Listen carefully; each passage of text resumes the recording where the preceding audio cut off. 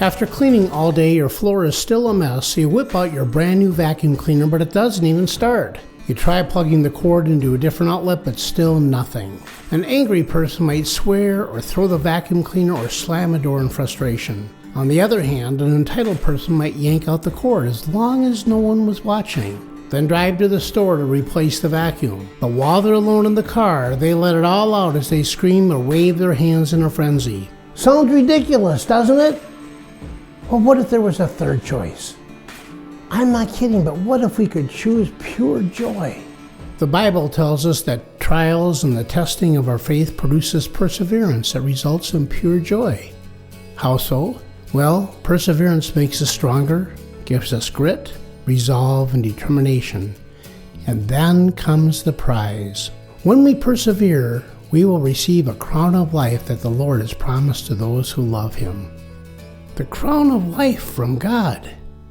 Well, I'll bet this crown has all kinds of jewels adorned on it. Jewels called patience, gentleness, and peacefulness. Can you imagine being adorned with such jewels? What pure joy! Let's pray.